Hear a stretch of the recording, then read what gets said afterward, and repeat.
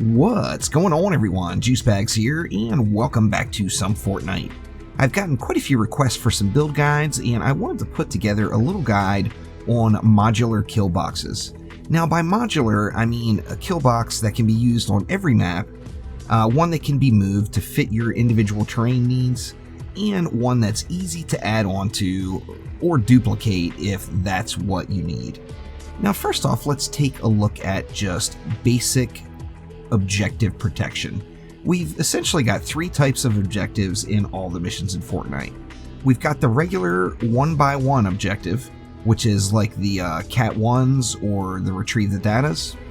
We've got a 2x2, which would be like a Ride the Lightning. And then we've also got a 3x3, which would be the Evacuate the Shelter, Repair the Shelter, all of those missions. Now, there's one main thing that you can do, and one main thing you're looking to do on every single build. First off, you want to provide some basic objective protection. So let's say we're looking at a Retrieve the Data here. So we've got our data objective in the middle and has the basic level of protection.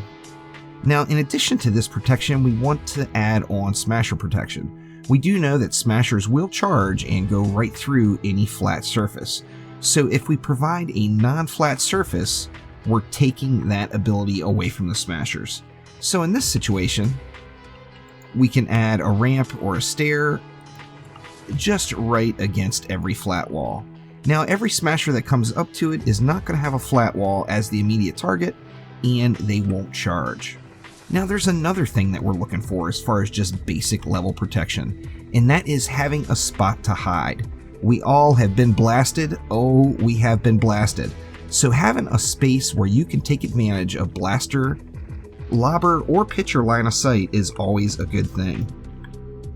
So if we go ahead and add in some corner pieces, we're giving ourselves a place to hide when we need to. Now, in addition to that, we've also are giving ourselves a building tile. So say you needed to heal up while you're hiding, you can easily slap a campfire down right inside of the main area of one of these objectives. Now, this basic build, my friends and I like to call it the bunker box. We essentially use this basic structure on every single mission we do, whether it be a level 70, 80, 90, or 100. No matter how big the objective is, we always use this flavor of box. Now, how do you say that on a 2x2? Well, let's take a look at a 2x2 objective. Let's find a little bit of space here. Is that going to be enough? That's not enough there. Let's just assume it's right there. Okay, so the first thing we want to do on our 2x2, say this is a Ride the Lightning, we're going to want to provide the basic level of protection. So we're going to enclose it with walls. Then we're going to want to smasher proof it. So here it's a 2x2, so we're going to have to go 2 ramps on each side.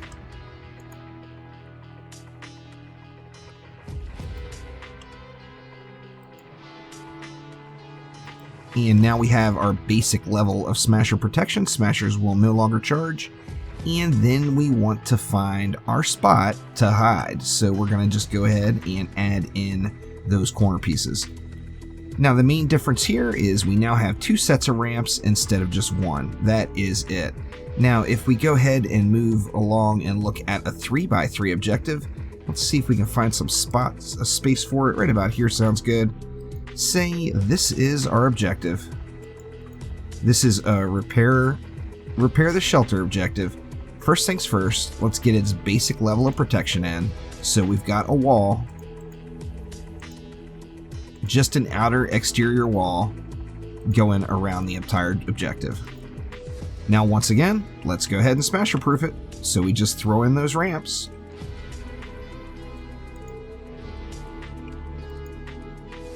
And then we want our spaces to hide. So on each corner, we're going to throw in that little enclosure. We're going to get all the basics of protection. You can actually, if it's some of the easier missions, you can just do this build alone with no traps at all and just gun them all down. You've got plenty of places to hide and heal. You've got plenty of smasher protection and plenty of area to just do your thing and make it happen. So this basic bunker box we really use on every single objective and have had no problems with it, so I do encourage you try it out as well.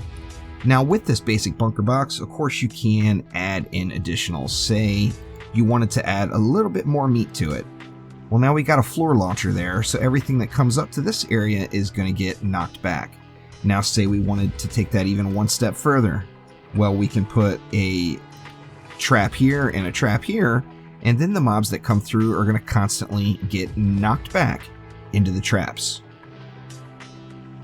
Now let's take a look at some different kill box designs, and I wanted to look at 3 different ones. First off, a 1x2 kill box, and there's going to be 2 different varieties of this one. Then I also wanted to look at a timeout box, which is another very, very effective way to get matches done. Now first off, on all of your trap boxes, you're always going to want to identify where the mobs are going to be coming. So let's say this area right here is our objective. It's all protected and built out, and the mob spawns are, say, down this ramp right here. Now from here to the objective, the best way for the mobs to go are just going to be straight up through this corner. Now looking at that, let's take a look at the timeout box. Now the timeout box, you can add as much as you want to it or as little as you want to it. Basically, we're going to go ahead and throw a launcher right here on this wall, and we're going to create a little timeout area for all the enemies to come. Now the smart thing to do here, of course, is going to be to go ahead and add in some heavy, hard-hitting kill right at the end of it. So let's go with something...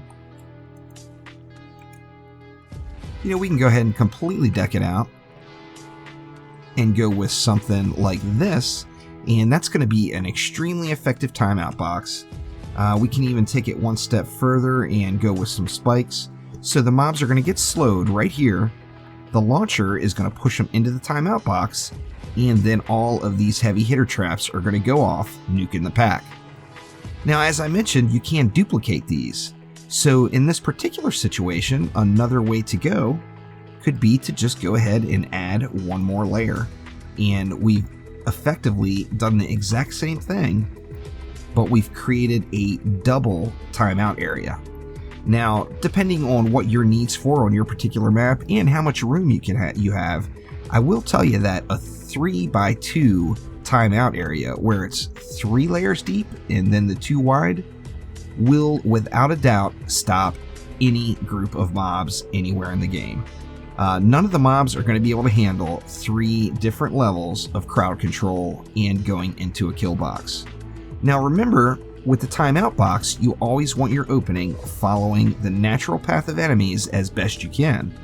The reason being is enemies' AI and their path is determined when they spawn, or if they're put into a ragdoll state or knocked down, their AI will reset. So a mob that hits this launcher, its AI is going to reset here, and it's still going to be just following the natural path to get through the rest of your kill box and get to the objective. Now let's go ahead and take a look at a 1x2.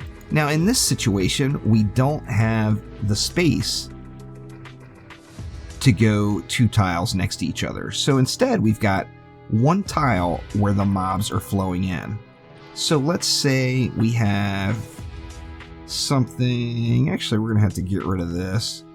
Let's say we have something like this, and then we've got this area completely blocked right here.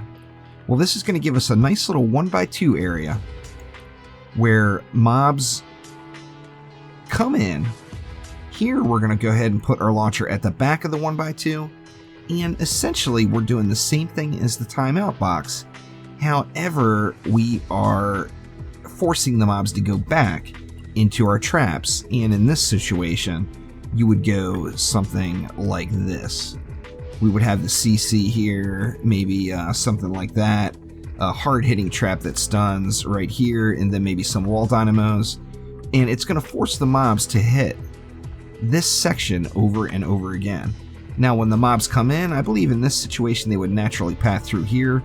A smasher would probably hit this wall if it couldn't fit through that opening. Then again, on the same note, they might actually just walk around since it is just one tile. And that is a 1x2 kill box that's very effective, and the main thing is you're setting up some form of a repeat. You don't have to have a massive string of traps laid out if you can get the mobs to hit all of your traps over and over and over again. And this particular style kill box is going to allow that to happen.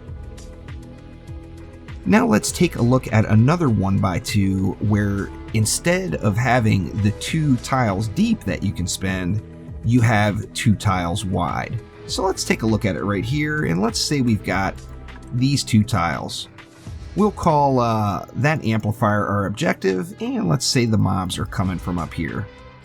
Now in this situation, we're going to want to not interrupt the flow of mobs. So for this situation, we would do something like this. We've got our 1x2 kill box set up, and we're doing our best to not take the mobs out of their normal pathing by more than like a tile. You can actually go up to 3 tiles on taking them out of pathing, but the further away you stray, of course, the riskier it all becomes. Now in this 1x2 kill box type setting, we are going to do the exact same thing, except we're going to have double CC. So in this situation, we're going to have mobs come in and they're going to get launched backwards and have to come in again. And then if they do make the turn, they're going to get launched back here and then back out again, setting up the whole chain all over again. Now, on these types of situations, it's almost always beneficial to throw wooden floor spikes down just to make sure that the mobs are slowed as they're pathing through. In a situation like this, something I would like to do is put a gas trap at the entrance so that the mobs that come in are all getting gassed, and then if anything does make it past this first wall launcher to the second one, I like to put in a little crowd control there. And although the ceiling electric field stun is just brief, a half a second can go a long way. Now of course we could throw another dynamo right there for some more damage, and we're just forcing the mobs to rinse and repeat through this 1x2 over and over again. Now taking a look again at the duplication and how we could add on to this situation. This particular lane, say that was our objective, the mobs are, of course, are going to be naturally pathing through right like this. We could always do something like add another 1x2. Let's say we went in the form of the opposite direction 1x2. We could add it in right at the end. Now this gives us another surface for a wall launcher to launch them back, and yet another surface for a wall launcher to launch them back. Wall launchers are without a doubt one of the most effective defenses in the game, and I definitely encourage everyone to give them a shot, as any sort of crowd control that you can add into your kill boxes is going to help you out substantially.